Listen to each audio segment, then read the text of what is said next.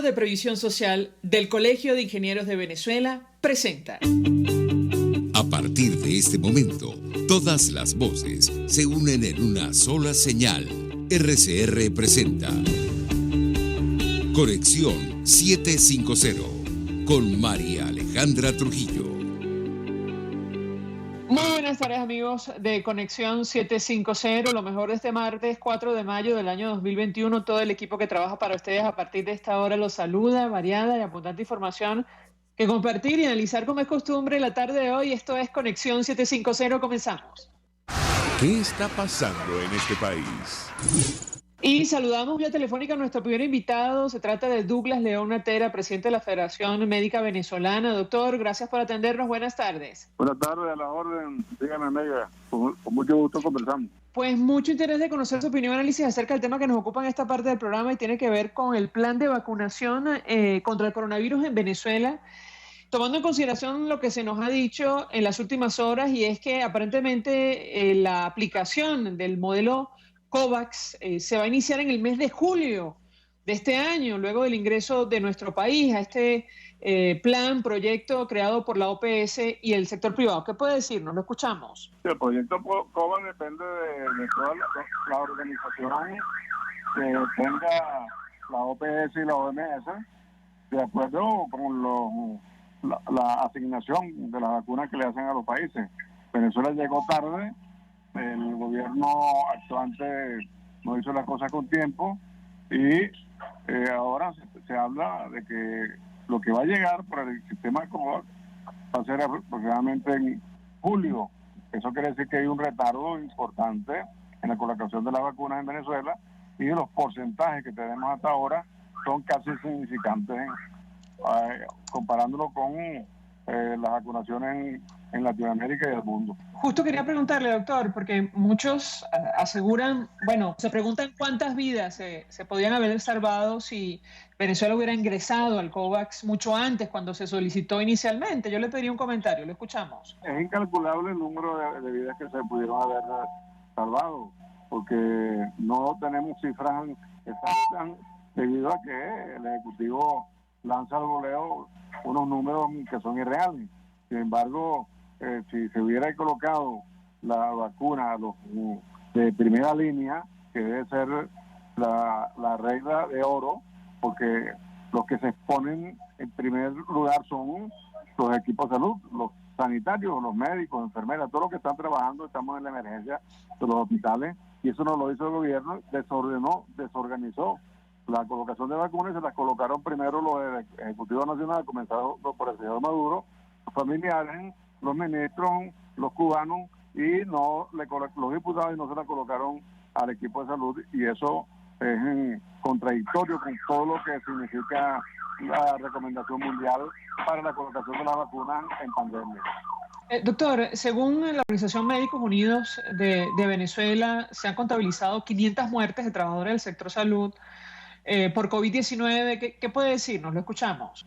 Mire, desde la Federación Médica hemos visto con mucha rigurosidad en la situación de los fallecidos, y en el sector salud van más de 530 muertos, y de los médicos en particular más de 350 en lo que estadísticamente ha tenido la Federación Médica Venezolana. No conozco otras cifras de ninguna otra organización, porque la Federación Médica en Venezuela es única.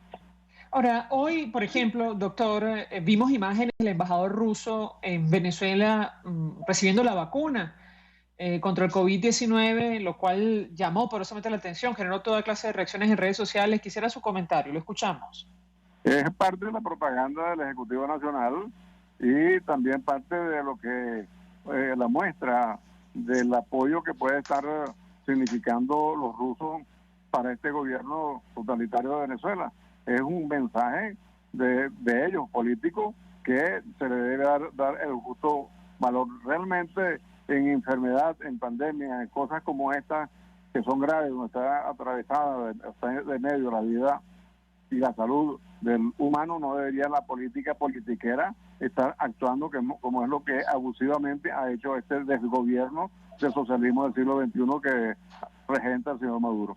Sobre la situación de los hospitales, tengo que preguntarle, doctor, en medio de la pandemia, da la impresión por las noticias que han trascendido, que no han mejorado en lo absoluto, más allá de ciertos casos puntuales y específicos que puede compartir con nosotros? Lo escuchamos. No, tú dijiste la palabra, realmente no ha mejorado en absoluto la situación de los hospitales, que se mantienen con insumos por debajo del 3% y la gente muriéndose de mengua.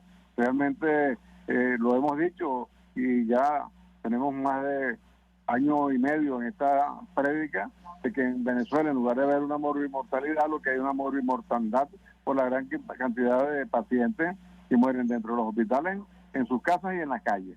Hay preocupación, doctor, por el número de casos, que se ha ubicado promedio por encima de 1.000, según cifras oficiales, sin tomar en cuenta los subregistros. ¿Qué información puede compartir con nosotros? Lo escuchamos. Todos esos números que está dando el gobierno al voleo todos los días, hay que hacer buena la palabra, las estadísticas y el trabajo que hizo la Academia de Ciencias Económicas y Matemáticas, donde dice muy acertadamente que los números que da el gobierno hay que multiplicarlos por 1.000, por 10.000. Sin embargo, nosotros de la Federación Médica no los estamos multiplicando por 10.000, sino por 7.5, porque quiere decir que si son 1.000 los que están diciendo ellos, al final viene siendo por lo menos 7.500 casos todos los días, casos nuevos de coronavirus en Venezuela. Ahora, tengo que preguntarle, doctor, porque ha generado preocupación en torno a las variantes. ¿Hay información cierta del coronavirus? Obviamente, ¿hay información cierta sobre este tema en nuestro país o no, en lo absoluto? ¿Qué puede compartir con nosotros? La información que da el gobierno en relación a la presencia del coronavirus en el país es muy irregular. Y ¿cómo se dice? Lo cristaliza en el hecho de que la información epidemiológica que deberían dar semanalmente hace por lo menos 25, 26 meses que no la dan, y tienen al médico, al equipo de salud, sobre todo al médico, trabajando en el aire en su puesto, y no pudiera ser de que algunos diagnósticos se nos van y no son los correctos. En el caso de coronavirus es lo mismo, y por lo tanto esas variantes que puedan existir es por el hecho de que en diciembre hicieron una liberalización completa donde hubo festividades a diario por 7 semanas y después carnaval por 3 semanas. Eso quiere decir que nos infectamos, nos reinfectamos y nos seguimos contaminando, infectando con este virus debido a que el gobierno ha desinformado a la gente y de pronto dice 7 por 7 light, otros 7 drásticos. Resulta que eso no funciona en lo absoluto para nada. Sí, doctor, tenemos que hacer una brevísima pausa para ir a publicidad. Yo le ruego permanezca unos minutos más porque me gustaría conocer su opinión, su análisis sobre lo que está ocurriendo en los centros de salud. Usted ya adelantaba algo. Por ejemplo, en el hospital de Maracaibo han publicado en redes sociales imágenes de fallecidos por COVID-19 que tienen que ser arrastrados por las escaleras, por ejemplo, sin hablar de los pequeñitos que han muerto en el JM de Los Ríos por la precaria situación del sector salud en nuestro país. Le ruego permanezca unos minutos más. Al regreso le doy la palabra para contestar. Ya venimos. Pero la situación es gravísima. Usted está viendo Conexión 750 con María Alejandra Trujillo. Solo por RCR 750, porque lo bueno une. Puedes seguirnos en nuestras redes sociales. En Twitter, @RCR750, la radio que se ve. Mensaje del ingeniero José Peraza, tesorero del FONPRES CIB. Estimado colega ingeniero, arquitecto y profesional afín, el Colegio de Ingenieros de Venezuela y el Fondo de Previsión Social, preocupado por la salud de tu familia, ha diseñado un sistema de salud integral que coloca a tu disposición y que contiene asistencia primaria de salud, ambulancia, hospitalización, cirugía, oftalmología, dermatología, fisioterapia, psicología, odontología, farmacia y funerario. Para mayor información, visítanos a nuestros portales cib.net.be, fonprescib.net.be, Colegio de Ingenieros de Venezuela, construyendo futuro. Tarot, ciencias ocultas. Descubre el motivo de tu mala suerte. Regresa tu ser amado, domínalo. Aleja enemigos, mejora tu suerte. Empleo, salud. Parapsicólogo Anthony, 0412-738-5289. Desde los sectores populares del país se escucha una clara señal. Es el radar de los barrios. Evelyn Martínez y la red de ciudadanos le invitan a identificar amenazas, ubicar soluciones y hacer seguimiento eficiente a las problemáticas de cada sector. Un espacio contra la polarización donde se construye de abajo hacia arriba y de adentro hacia afuera. El Radar de los Barrios, de lunes a viernes, a partir de las 10 de la mañana, solo por RCR 750 AM. El poder de la comunicación en tus manos. Conexión 750 con María Alejandra Trujillo. Solo por RCR 750. La radio que se ve. Continuamos, amigos, en Conexión 750. Conversamos con el presidente de la Federación Médica Venezolana, Douglas León Natera. Yo le he dejado una inquietud, doctor, sobre lo que está ocurriendo en los centros de salud. Usted adelantaba algo, pero tomo como punto de partida dos casos específicos muy comentados en redes sociales. Uno tiene que ver con el hospital de Maracaibo, donde se ven imágenes de las víctimas, de los fallecidos, que tienen que ser arrastrados por las escaleras, eso en primer lugar.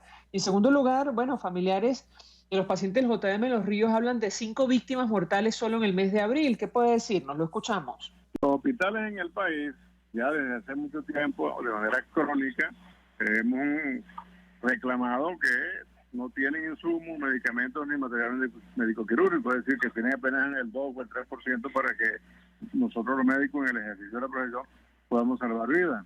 Pero el otro caso es que la infraestructura está en decadencia y lo que tenemos es un cascarón vacío.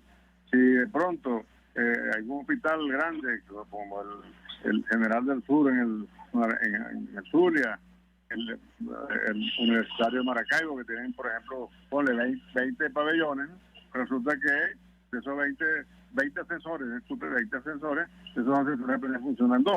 Entonces, sube y baja el material de desecho, los cadáveres, etcétera, y muchas veces no funcionan. Fíjese que tuvieron que cargar a un cadáver, un cuerpo, por las escaleras, y eso sucede en todos los hospitales del país, y eso es inaudito, pero eso es lo real y lo cierto que hemos vivido en Venezuela desde hace muchos años, y la Federación Médica lo ha venido denunciando de manera consecuente, y el Ejecutivo Nacional, bien gracias, no le hace caso a nada de las observaciones que le hacen, no solamente la Federación Médica, sino los médicos en sus hospitales que trabajan solo con la mano.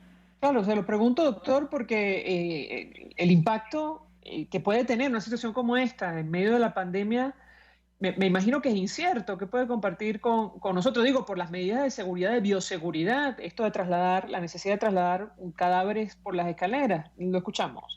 Bueno, fíjate que son tan irresponsables que de pronto se muere algún alto jerarca de gobierno como consecuencia del coronavirus, y no dicen nada de eso, y lo velan y hacen una parafernalia de entierro donde están diseminando lo que queda del virus del cuerpo de este fallecido. Pues eso sucede en un hospital, puede suceder que si vas a trasladar a un fallecido por coronavirus, tienes que cargarlo y va a estar muy cerca de sus signos inertes, pero muerto al fin de coronavirus, y puede estar contaminando, puede estar diseminando este virus más allá de lo que uno puede creer. Entonces es muy relevante lo que está sucediendo, y la pregunta que tú haces es muy pertinente por el hecho de que hay que prevenir para que podamos salir adelante con este bendito coronavirus.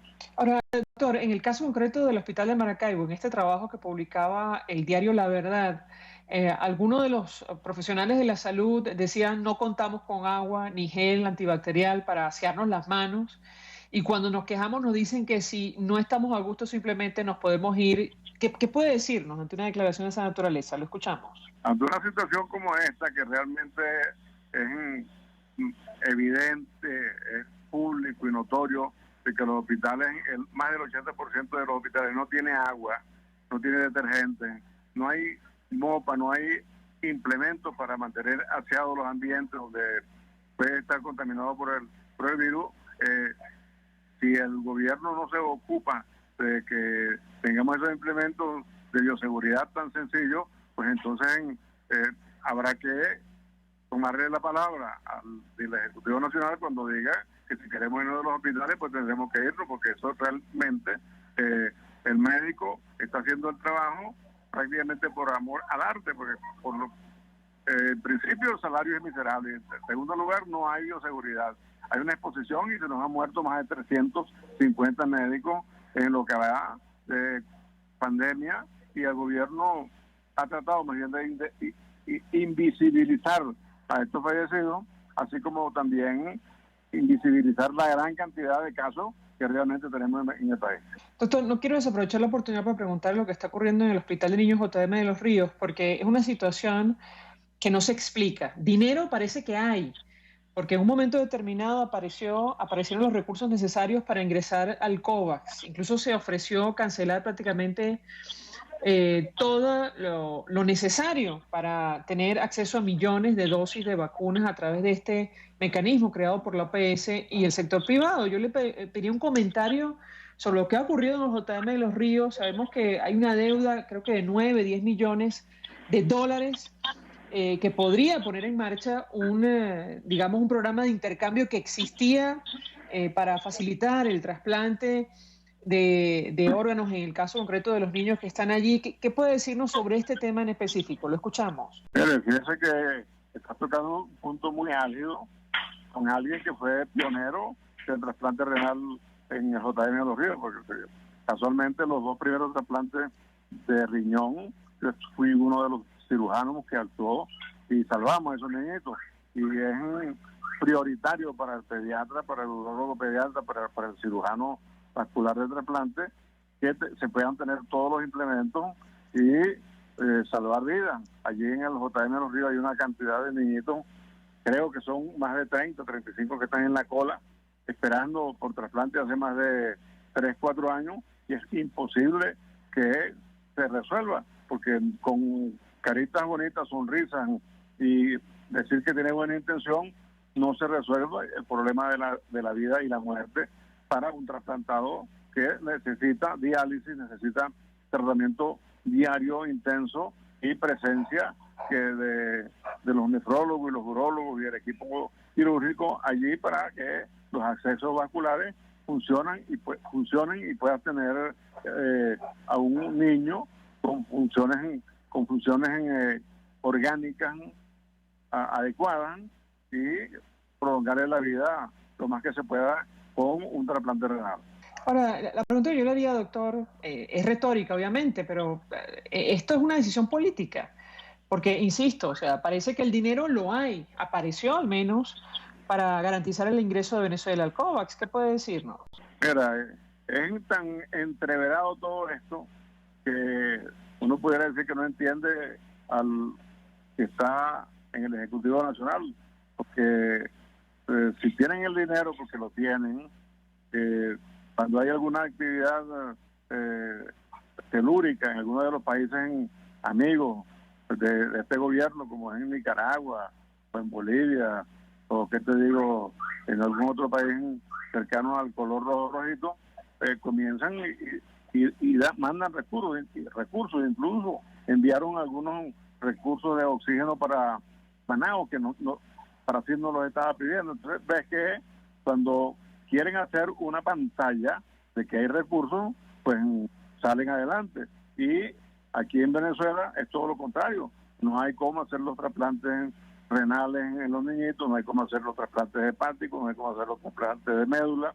A los adultos también, las unidades de diálisis no las dotan ni le garantizan el suministro de los elementos necesarios. Entonces ves que realmente es algo como si fuera una política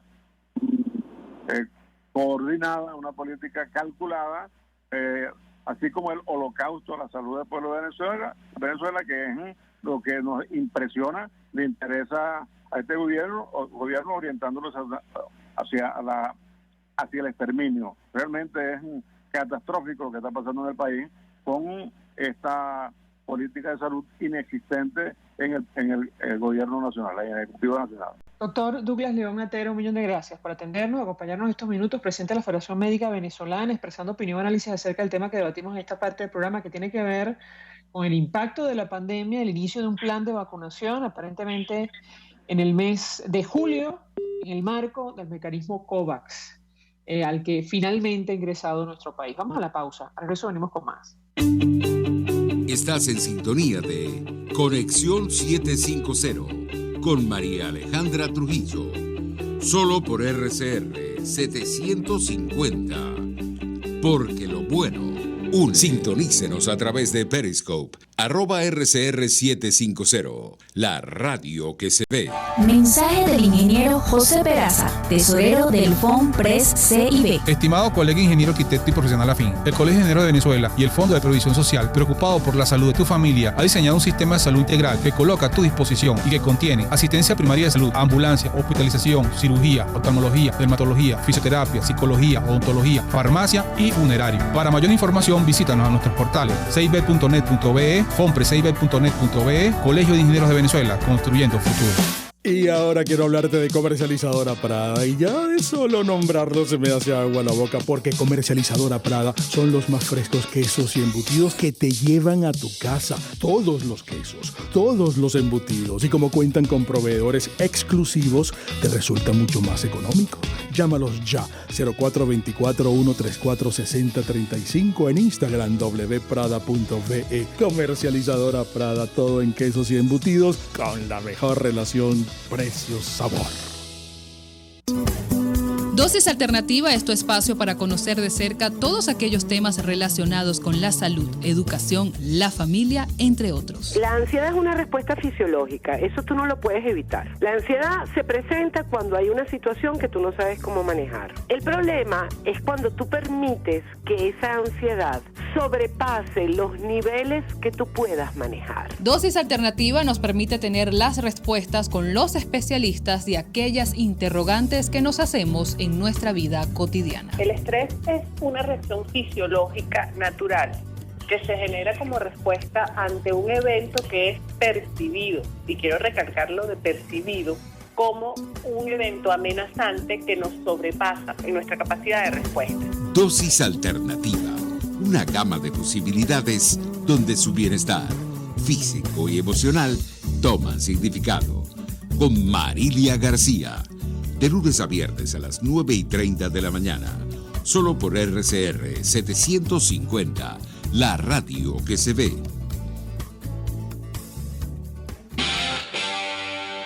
RCR 750 AM. Porque lo bueno une.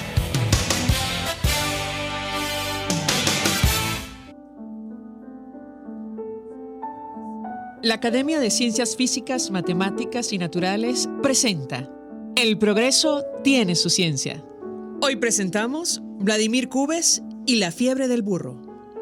La encefalitis equina o fiebre del burro es una enfermedad que sufren fundamentalmente los caballos y los burros, aunque ocasionalmente es transmitida al ser humano y puede ser mortal.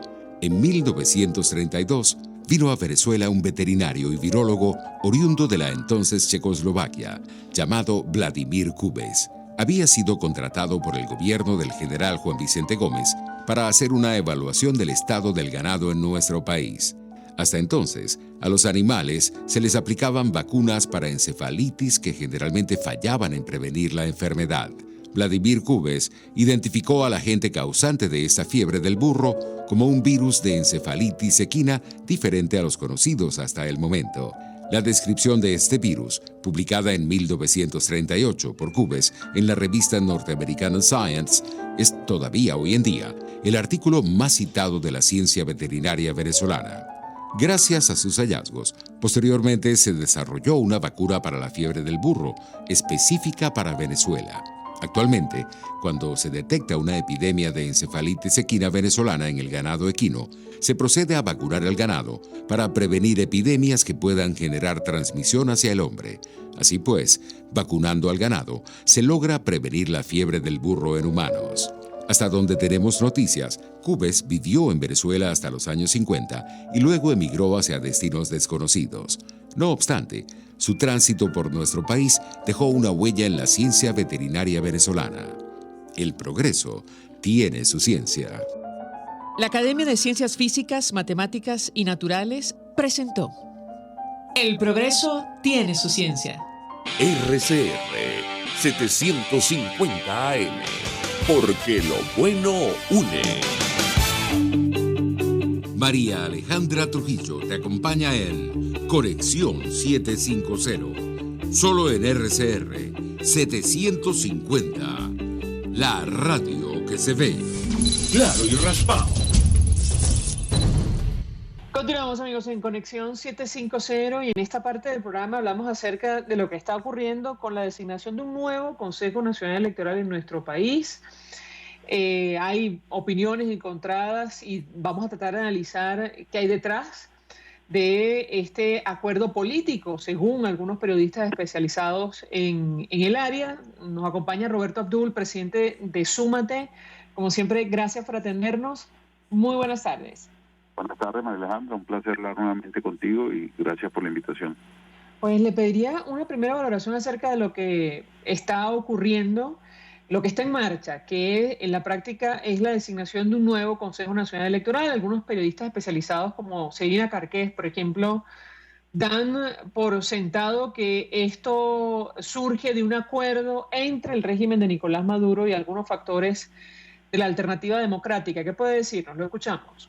Sí, bueno, en efecto, digamos, lo que se viene rumoreando fuertemente y algunas de las evidencias de este proceso, específicamente lo que tiene que ver con los nombres postulados y después esa prórroga que se dio para que incluyeran nuevos aspirantes y el respectivo proceso de verificación, todo indica pues que en efecto existe una negociación entre el gobierno y un sector de la oposición o algunos grupos específicos de la oposición. Recordemos que el Consejo Nacional Electoral se deben de nombrar 5 rectores principales. Esos 5 rectores principales, cada uno tiene 2 suplentes respectivamente, y de todos esos rectores, tanto principales como suplentes, tienen un origen específico según lo establece la Constitución. Es decir, 3 de los rectores principales y sus respectivos suplentes deben haber sido postulados por la sociedad civil. Uno de esos principales y sus respectivos suplentes tiene que haber sido postulado por el poder moral, y el otro de esos rectores principales y sus suplentes tienen que haber sido postulados por las universidades nacionales, específicamente por las facultades legales y de ciencias jurídicas y políticas, ¿no?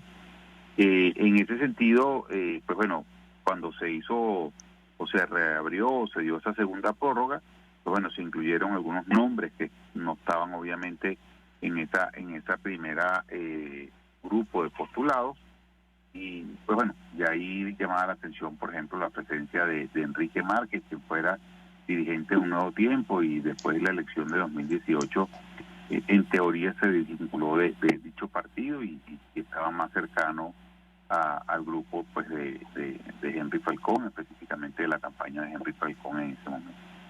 Y pocos los nombres, algunos nombres pues que en este momento pues se está dando la sesión, como el de Pedro Calzadilla, Tania Amelio, Alexis Corredor, Roberto Picón y Enrique Márquez, que serían los rectores principales. No se tiene mucha información todavía de quiénes serían los suplentes, sin embargo está la expectativa que, por ejemplo, Carlos Quintero, quien es oficial activo del Ejército y quien viene desempeñándose en distintos cargos claves por demás en el Consejo Nacional Electoral desde hace más de 10 años, continúe como rector suplente incorporado a la Junta Nacional Electoral,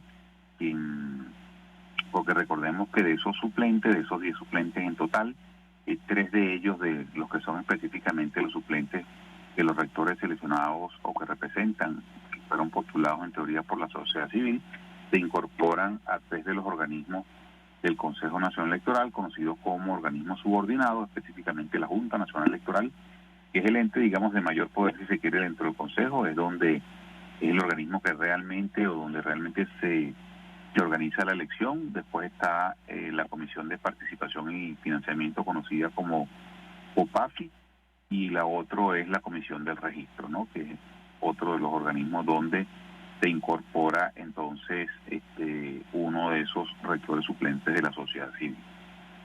Así que bueno, estamos hablando del nombramiento de 8 rectores, además bueno, de lo que sería la designación del presidente, el vicepresidente, y pues bueno, ya esos 3 rectores que se incorporarían entonces al organismo subordinado.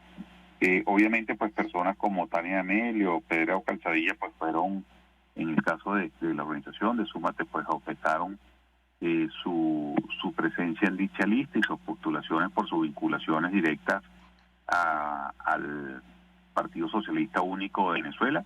En el caso de Tania Amelio, pues la primera vez que fue designada como rectora, por ya creo que en el año 2009, junto a Socorro Hernández, ya en ese momento pues formaba parte del Partido Socialista Único de Venezuela, renunciando después que se hiciera la respectiva renuncia. En el caso también de otras las personas, Alexis Corredor, que son las personas que se rumorea sería parte del Consejo, también forma parte y es militante del Partido Socialista Único de Venezuela. Y en el caso de Enrique Márquez, pues también pues ha sido militante tanto de Un Nuevo Tiempo como digamos su vinculación ahorita al grupo de Henry Falcó.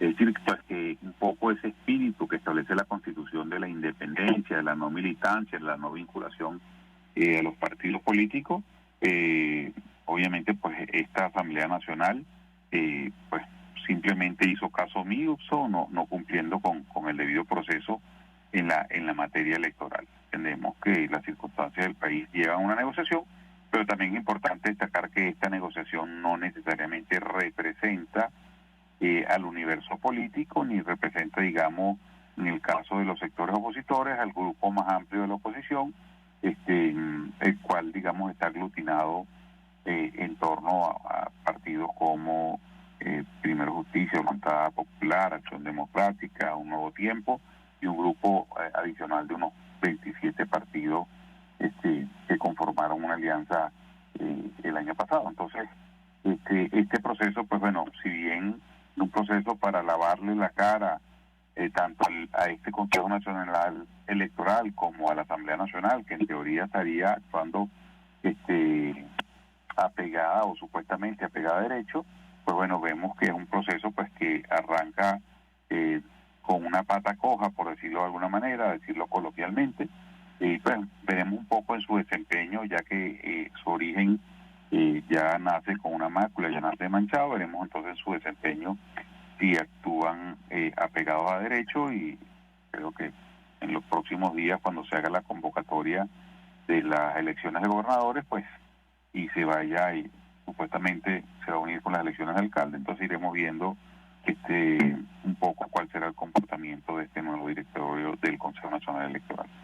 En su opinión, desde su origen nace con una mácula, más allá de lo evidente. Bueno, uno, pues, primero tenemos el origen de la Asamblea Nacional, es decir, quien es el organismo designado y que informalmente, como lo establece en la Constitución, tiene que nombrar al Consejo, a los integrantes del Consejo Nacional Electoral.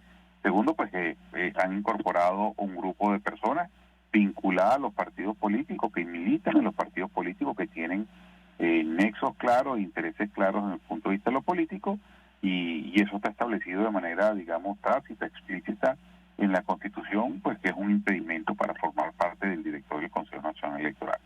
Es decir, eso sin ahondar en detalle, por ejemplo, en el caso de Tania Amelio, ya sería su cuarto o tercer directorio, o el cuarto directorio que estaría perteneciendo a Tania Amelio. Digamos, su desempeño además en los procesos previos también la desacredita, y adicionalmente pues existen otros ya detalles, es decir, particulares, que tienen que ver con la manera como se llevó a cabo el proceso en sí mismo, que pues también generan manchas y cierta opacidad sobre el proceso general.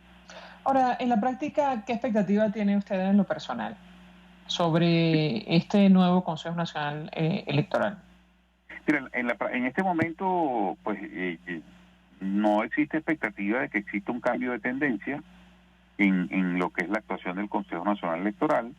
Yo creo que hay dos hitos importantes para el Partido Socialista Único de Venezuela y vinculados al Consejo Nacional Electoral. Uno fue la derrota en las elecciones de la Asamblea Nacional en diciembre de 2015, donde ellos aspiraban ganar una mayoría simple y terminaron perdiendo la mayoría calificada, que tanto así que desde el mismo 2016, inicio del 2016, que tomó posesión o se juramentó esa asamblea, pues desconocieron los poderes de la misma.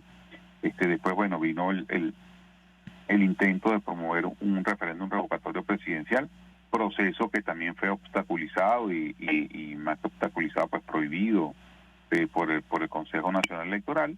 Y el otro hito importante fue la elección de la Asamblea Nacional Constituyente, finales de julio del año 2017, donde Antonio Mujica, presidente ejecutivo de la empresa Marmati, que fue una empresa, un socio, un aliado estratégico del Consejo Nacional Electoral desde el año 2014, fue el proveedor exclusivo en cuanto a las máquinas de votación, toda la plataforma del sistema automatizado, el sistema de totalización, después también por el tema del manejo del registro electoral y últimamente inclusive con lo que tenía que ver con el tema del sistema de identificación del elector. Salió anunciando pues en rueda de prensa desde Londres pues que existía al menos una diferencia de 1 millón de votos entre lo declarado por el Consejo Nacional Electoral y específicamente por su presidenta de ese momento, Tirsaí Lucena, y los resultados que yo tenía. Esos dos hitos, de alguna manera, yo creo que generaron en el seno del PSV la conciencia, de la importancia de controlar el Consejo. Vemos cómo el año pasado se designó un Consejo de carácter, temporal, desde el Tribunal Supremo de Justicia, violentando el debido proceso, y es que se nombrara en la Asamblea Nacional. Lo que pasa que, como dije previamente, esa Asamblea Nacional fue reconocida desde su triunfo en el diciembre de 2015, más allá pues desde su juramentación en enero de 2016, y ese consejo vimos cómo incluyeron unas figuras que representaban algunos partidos supuestamente opositores, partidos además que habían sido, con el caso de Acción Democrática, que le quitaron tanto los símbolos como la legalidad del partido, el poder o el control de los partidos se los cedieron a Bernabé Gutiérrez, quitándoselos a sus autoridades nacionales, como lo hicieron igual con Primera Justicia, Voluntad Popular, pero vemos como habían otros, un grupo, un rector que representaba al grupo conocido como La Mesita, o llamado, políticamente como La Mesita. Entonces, ese consejo que organizó las elecciones de la Asamblea Nacional, que tuvieron lugar el pasado diciembre de 2020, también fue un consejo, pues de alguna manera, donde tenían unas figuras que en teoría representaban a la oposición. Sin embargo, vimos un proceso que nuevamente se llevó a cabo con esa misma tendencia que hemos visto en los últimos años, donde existe un ventajismo claro a favor del Partido Socialista Único de Venezuela. Si me permite, Roberto, tenemos que hacer una pausa para ir a publicidad. Yo le ruego que permanezca unos minutos más. Al regreso quisiera ahondar en el tema de un nuevo Consejo Nacional Electoral, si es una especie de cambio gatopardiano, como usted lo plantea, y me corregirá si me equivoco. ¿Qué expectativa puede tener entonces la población frente a una negociación de esta naturaleza que da como resultado este nuevo ente comicial? Le ruego que permanezca unos minutos más. Al regreso le doy la palabra para contestar. Ya venimos. Escuchamos Conexión 750, solo por RCR 750, la radio que se ve. Puedes seguirnos en nuestras redes sociales, en Twitter, @RCR750, la radio que se ve. Mensaje del ingeniero José Peraza, tesorero del FONPRES CIB. Estimado colega ingeniero, arquitecto y profesional afín, el Colegio de Ingenieros de Venezuela y el Fondo de Previsión Social, preocupado por la salud de tu familia, ha diseñado un sistema de salud integral que coloca a tu disposición y que contiene asistencia primaria de salud, ambulancia, hospitalización, cirugía, oftalmología, dermatología, fisioterapia, psicología, odontología, farmacia y funerario. Para mayor información, visítanos a nuestros portales cib.net.be, fonprescib.net.be, Colegio de Ingenieros de Venezuela, construyendo futuro. En Arnamar contamos con una muy extensa gama de productos cosméticos de primerísima calidad para el cuidado personal de toda la familia. En Arnamar nos sentimos orgullosos de ofrecer tratamientos especiales para el cabello y para la piel tanto de adultos como de niños, bajo las más estrictas normas internacionales. Y en Arnamar siempre estamos innovando para satisfacer las exigencias de la calidad de vida de hoy. Arnamar Cosméticos, toda una vida dedicada al cuidado personal de la familia venezolana. Un espacio que analiza y debate la coyuntura política, económica y social de nuestro país. Acompañe cada mañana a la periodista María Alejandra Trujillo en Palabras más, palabras más, palabras menos. Palabras más, palabras menos. Informes, entrevistas, análisis y discusiones sobre los temas de actualidad. Es lo que más te puedo dar, es lo de siempre. Palabras más, palabras menos. De lunes a viernes, de 7 a 8 de la mañana, por RCR 750 AM. Palabras más, palabras más, palabras menos.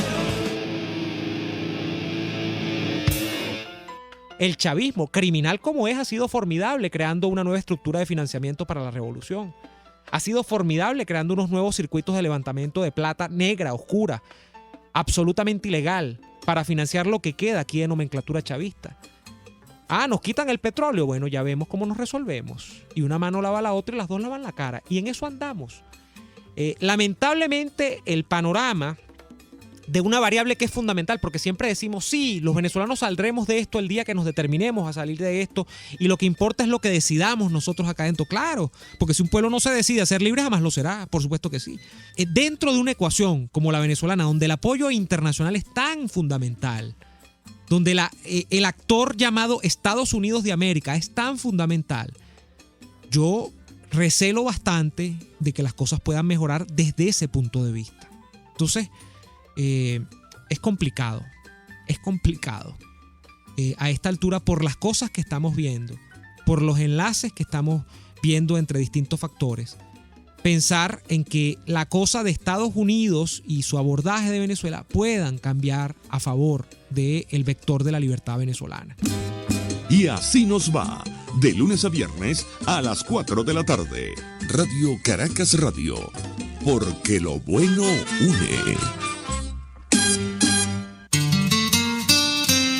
RCR 750 AM, porque lo bueno une.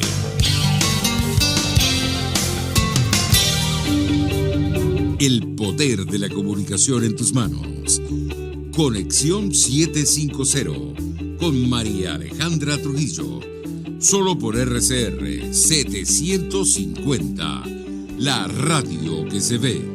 Continuamos, amigos, en Conexión 750, hablando acerca de estas negociaciones entre algunos factores políticos con el régimen de Nicolás Maduro para designar un nuevo Consejo Nacional Electoral. Nos acompaña Roberto Abdul, presidente de la Asociación Civil Súmate, quien ha expresado, las razones por las cuales efectivamente viene este nuevo ente comicial desde una Asamblea Nacional Electoral no reconocida por buena parte de la población, la comunidad internacional, por las condiciones como fue electa.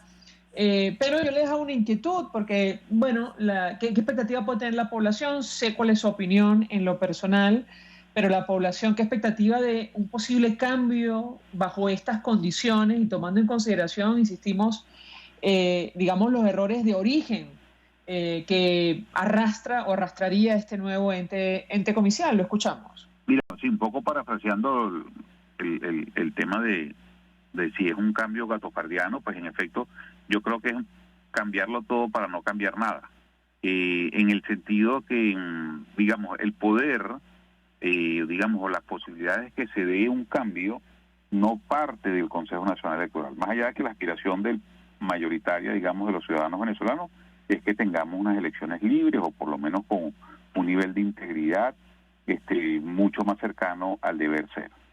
Yo creo que todos aspiramos que los procesos de cambio en el país y la resolución de la crisis política se dé por la vía democrática.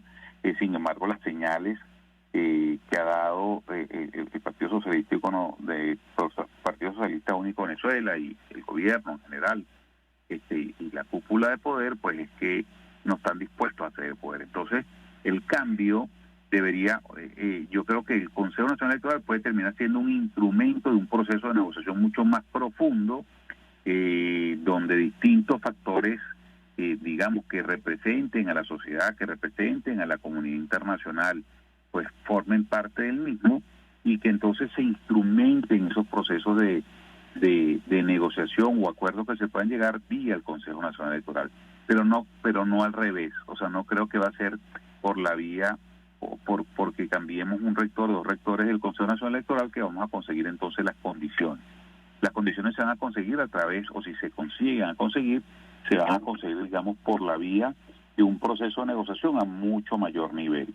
El Consejo Nacional Electoral es un instrumento, digamos, que lo que busca es organizar unas elecciones para seguir proveyéndole legitimidad al gobierno y puede servir para el reparto de poder quizás a lo interno. Hemos visto cómo de manera sistemática el problema no es ganar una elección.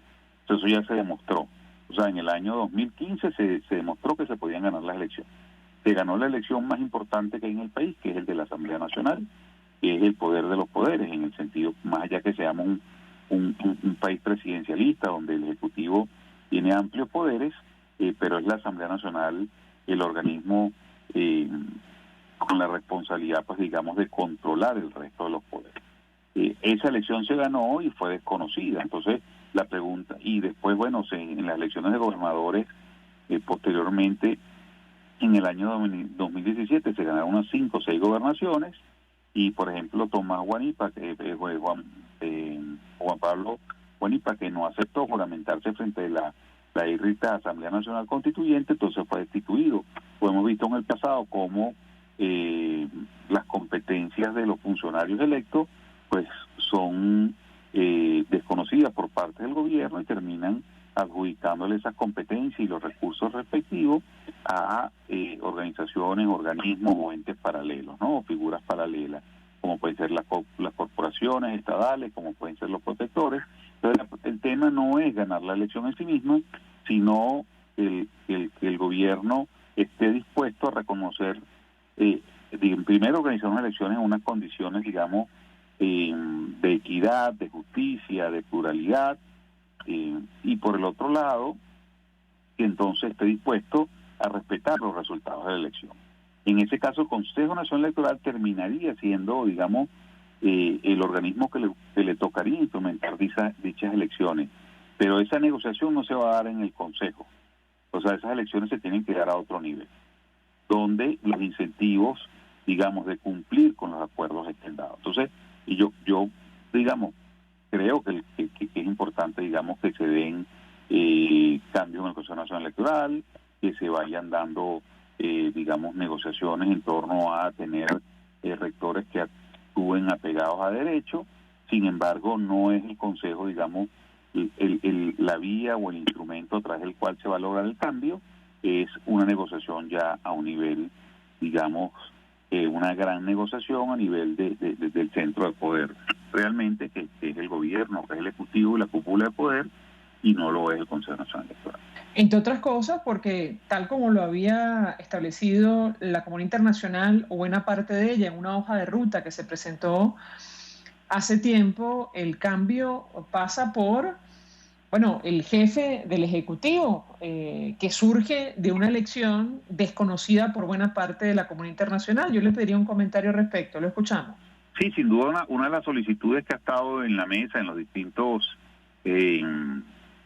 digamos, procesos que se han dado en los últimos años, es decir, República Dominicana, después la participación de los noruegos, es el tema de una elección donde existe una renuncia por parte de Nicolás Maduro, para que entonces se puedan llevar unas elecciones en unas condiciones que, digamos, que sean aceptables por ese número significativo de países que hoy desconocen al gobierno venezolano, pues, y que consecuencia de ese desconocimiento también ha aplicado una serie, pues, digamos, de sanciones, y dictado una serie de medidas de carácter legal y penal sobre un número importante de funcionarios, digamos, y eso forma parte de dicho juego. Ahorita, y te lo pongo como un ejemplo, digamos, saliendo un poquito de las fronteras del país, digamos, en El Salvador, donde Nayib Bukele acaba, pues, de desconocer el nombramiento acaba de desconocer el grupo de jueces que integran la Corte y el fiscal, y pues ya tenemos un grupo de países entonces,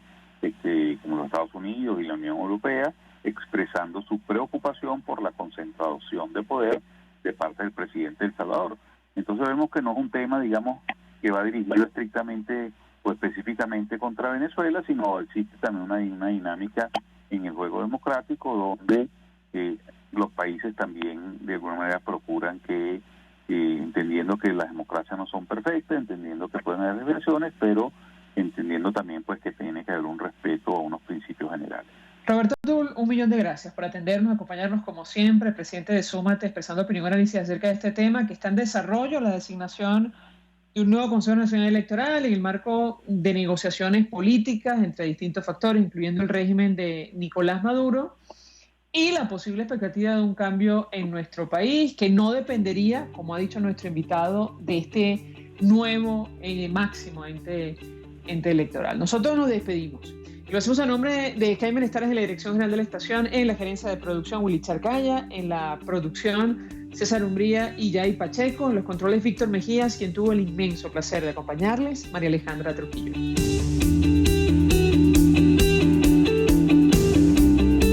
El Fondo de Previsión Social del Colegio de Ingenieros de Venezuela presentó. RCR presentó Conexión 750 con María Alejandra Trujillo, solo por RCR 750, la radio que se ve.